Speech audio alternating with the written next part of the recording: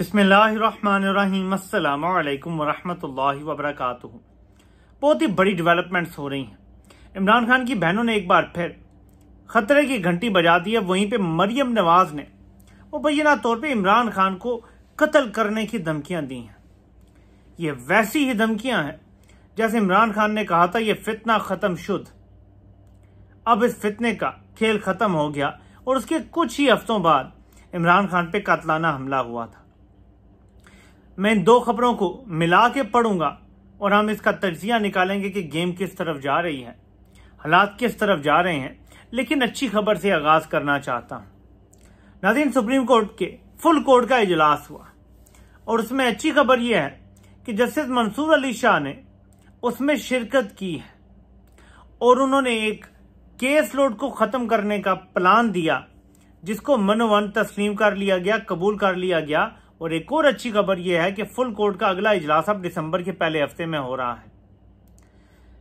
यह अगर full court का इजलास मुसलसल होगा तो इससे सुप्रीम कोर्ट के काम में बेहतरी आएगी। लेकिन एक तशवीशनाक चीज भी है इसके साथ कि फुल कोर्ट का जो अलामिया आया है, फुल कोर्ट की तरफ से सरेंडर ही नजर आ रहा है। जो उम्मीदें थी लोगों को कि फुल कोर्ट को स्टैंड लेगी और कोई मामलात देखेगी, उस तरफ हालात नहीं जा रहे। बल्कि कोई कमेंट भी उसके ऊपर नहीं किसी जज की तरफ से हुआ। सिर्फ इतना कहा गया है कि जो फौजदारी मुकदमात हैं या बाकी सिविल किस्म के हैं, उनके हवाले से एक सिस्टम है जो मंसूर अली शाह साहब ने पेश किया है, वो एक्सेप्ट कर लिया गया है। आईनी बेंच, आईनी मुकदमों का कोई जिक्र नहीं है। यानी सुप्रीम कोर्ट के फुल कोर्ट पूरा सरेंडर कर चुकी है। लेकिन एक अच्छी खबर है इसमें कि सुप्रीम कोर्ट में जो दरार डाली हुई थी काजी नाम के बंदे ने, जनरल कियानी के इस प्रोजेक्ट ने, 10 साल बाद ये दराड़ अब खत्म होती नजर आ रही है। अब कोई बड़ी दराड़ आपको सुप्रीम कोर्ट में नजर नहीं आएगी। जो कुछ भी होगा वो बजाय सबकी कंसेंट के साथ होगा। तो ये एक अच्छी खबर है पाकिस्तान के लिए अगर हम समझें तो। इसके साथ साथ ईमान मज़ारी का अगवा या गिरफ्तारी कह लें, डबल डाउन क्यों किया जा रहा है। इसके साथ साथ सलमान अकरम राजा आज कहते हैं कि इमरान खान ने शेव भी की थी, बड़े बेहतर नजर आ रहे थे। लेकिन इमरान खान की बहन मुलाकात करती हैं तो वो कहती हैं कि उनको जहर देने की कोशिश की गई, वो उल्टियां करते रहे और उनको कोई पुरसाने हाल नहीं था उनका। तो ये सारी चीजें। और फिर एक और खबर आती है इसमें कि फवाद चौधरी ट्वीट करते हैं कि इमरान खान ने मुझे पार्टी लीडरशिप पर तनकीद करने से रोक दिया, तो बस खान ने कह दिया तो कह दिया, दैट्स इट। तो वो अपनी कोई तरफ से बात कर रहे हैं कि जी उनकी भी गेम ऑन है। तो गेम तो सबकी ऑन है, लेकिन क्या इमरान खान को निकालने के लिए सब सरगर्मे अमल हैं? क्या इमरान खान को निकालने की उतनी कोशिशें हो रही हैं? ये बहुत बड़ा सवाल है जो पूरी कौम कर रही है। वो फिर पार्टी की मौजूदा लीडरशिप हो या पार्टी के जो साबिक लीडरान थे, जो डिस्ग्रेस्ड लीडरान थे, उनकी बात हो कि इमरान खान की रिहाई के लिए आप क्या कर रहे हैं। और किसी के पास फिलहाल इसका कोई जवाब नहीं है। ये ऐसी चीज है कि सब यहाँ सुम्मुन बुकमुन हो जाते हैं कि किस तरह इमरान खान की रिहाई होगी इस सिस्टम में। जब आफत साहब के अपने जज हैं, अब तो आईनी बेंच बन गया है, तो आप आईनी रिलीफ भी किसी किस्म का नहीं ले सकते, बुनियादी इंसानी हकूक की बात नहीं कर सकते, क्योंकि ये सब आइन के अंदर है और ये सब आईनी बेंच देखेगा। अगर आईनी बेंच अमीनुद्दीन खान को बिठा दिया जाएगा तो फिर हालात खराब होंगे। और इसीलिए फुल कोर्ट का इजलास इंपॉर्टेंट है। घूम फिर के बाद उधर ही आ गई है। फुल कोर्ट इजलास में बजाय जजेस मुत्तफिक नजर आए हैं कि जो जस्टिस मंसूर अली शाह साहब ने तरीकाकार पेश किया है केस लोड को कम करने का, वो पूरी तरह से अपना लिया जाए। मेरे ख्याल में अगर किसी तरीके से कंसेंसस डेवलप हो जाए और सुप्रीम कोर्ट के मौजूदा जजेस, एडहॉक जजेस को निकाल दें, वो तो अपना जमीर, अपना सोल सब बेच कर आए हैं। एडहॉक जजेस को हम निकाल देते हैं थोड़ी देर के लिए, लेकिन जो बाकी जजेस हैं जिसमें अमीनुद्दीन खान है, नईम अख्तर अफगान है, खास तौर पे इनका, और मुसरत हिलाली साहब शायद 3 रह गए हैं, इनको जरा देखना पड़ेगा, अपना किबला दुरुस्त करना पड़ेगा। अगर ये दुरुस्त कर लें तो पाकिस्तान में आइन को और जमहूरियत को बचाया जा सकता है। एक आखिरी उम्मीद मौजूद है। ऐसा नहीं है कि पाकिस्तान में ये लोग खड़े भी हो जाएंगे तो कुछ नहीं होगा, बहुत कुछ होगा, क्योंकि आईनी बेंच इन्हीं जजों में से बनना है। ये स्टैंड ले जाते हैं तो आईनी बेंच भी बहुत सारे बखिए उधेड़ सकता है इस निज़ाम के, और इस निज़ाम को एक टक्कर चाहिए अदलिया से, वो टक्कर नहीं होगी तो ये सब कुछ तबाह करने जा रहे हैं। ऐसे में जब ऐसी खबरें आती हैं ना कि मरियम नवाज खड़ी होकर कहती हैं कि ये फितना अब खत्म हो गया है, इनके दिन खत्म हो गए हैं, घुसपैठिए खत्म हो गए हैं, इंतशारी खत्म हो गए हैं और बस इनका अंजाम हो गया है, तो मुझे वो सारे क्लिप याद आ जाते हैं जो इमरान खान पे कातलाना हमले से पहले मरीम नवाज के थे।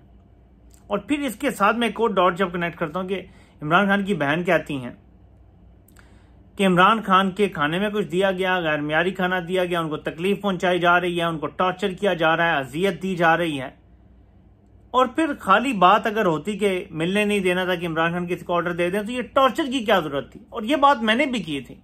देखिए, कॉमन सेंस की बात है, मुझे कोई समझा दे कि अगर इमरान खान के बगैर, उनसे मिले बगैर तरमीम करवानी थी कि जी इमरान खान एहतजाज की कॉल दे देगा, हमने तरमीम करवानी है, किसी को मिलने नहीं देना, चलो ठीक है, समझ आती है। लेकिन टॉर्चर क्यों कर रहे हैं, ये बड़ा इंपॉर्टेंट है। और यहां पे आगे सुई मेरी भी अटक जाती है कि टॉर्चर जो है उसकी कोई वजह कम अज कम मुझे नजर नहीं आ रही। आपको पता है कि मैं सफर में हूं और इसकी वजह से इतनी ज्यादा वीडियो टाइम पे नहीं कर पा रहा, लेकिन इंशाल्लाह कोशिश करूंगा कि कल से बिल्कुल टाइम से वीडियो हो, जो भी हो।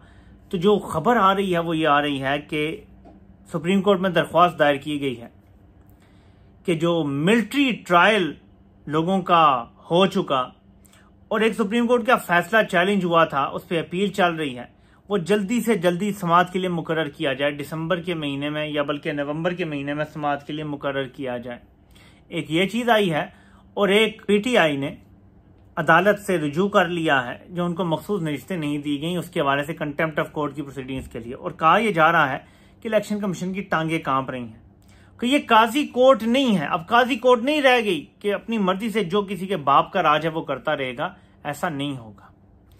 या अफरीदी इन्होंने हैंड पिक किया है, लेकिन बज़ाहिर ऐसा नजर आता है कि हैंड पिक किए लोग भी अक्सर आपको टकर जाते हैं। मैं मिसाल दूंगा आपको कि जुल्फकार अली भुट्टो ने हैंड पिक किया था ज़िया-उल हक को, ज़िया-उल हक ने उसके पूरे खानदान को रगड़ के रख दिया। जुल्फकार अली भुट्टो को तो फांसी दे दी, लेकिन बाकियों का वो फेंटा लगाया कि इसकी मिसाल नहीं मिलती। अगर आप नवाज शरीफ की बात देखें, मुशर्रफ को हैंड पिक किया, मुशर्रफ ने उठा के बाहर फेंका। बाजवा को हैंड पिक किया, बाजवा ने उठा के बाहर फेंका। चलें, बाद में डील भी हो गई, सारे मामलात हो गए, लेकिन जब आप किसी को हैंड पिक करते हैं तो अक्सर वो बंदा आपको टकर जाता है। तारीख हमें यही बताती है।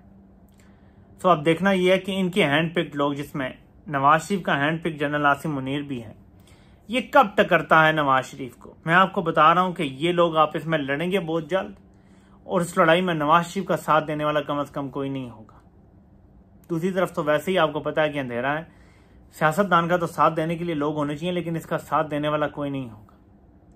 तब इसको भी शायद इमरान अहमद खान न्याजी इसकी जान को बचाएगा और कहेगा कि हम रूल ऑफ लॉ पे चलने वाले लोग हैं, हम कानून के मुताबिक चलेंगे, जंगल का कानून नहीं चलेगा। तब भी शायद ये होगा। ये मेरी प्रेडिक्शन याद रखिएगा कि ये सारे कुत्ते आपस में लड़ेंगे, ये हड्डी पे लड़ेंगे, ये कभी एक दूसरे के साथ नहीं चल सकते, क्योंकि इनके कोई ऐसे नजरियात नहीं हैं जो इनको बताते हैं कि हमने कोई बड़ा मकसद हासिल करना है। या तो ना बड़ा मकसद हासिल करना होता तो मैं कहता यार इनके बड़े नजरियात हैं, बड़ा मकसद हासिल करना है, चलो ठीक है, कुर्बानी दे देंगे, एक दूसरे के साथ सेक्रीफाइस कर लेंगे, कंप्रोमाइज कर लेंगे, कोई बड़ा मकसद नहीं है। तो ये लड़ेंगे भी जरूर। ऐसे में इमरान खान इनके रास्ते की वाहिद रुकावट है। और मैं वापिस आता हूं मरीम नवाज की बात पे। जब उसने लास्ट टाइम धमकी दी थी तो कातलाना हमला हुआ था। इस बार की धमकी को पीटीआई वालों लाइट मत लेना, मरीम नवाज पे केस करें। एक बंदे जिस पे कातलाना हमला हो चुका है, ऐसा हमला है जो डॉक्यूमेंटेड है, ऐसा हमला है जिसके शवाहिद मौजूद है, उसका मुल्जिम अब भी हिरासत में है, चश्मदीद गवाह मौजूद हैं, कैमरों ने सब रिकॉर्ड किया हुआ है।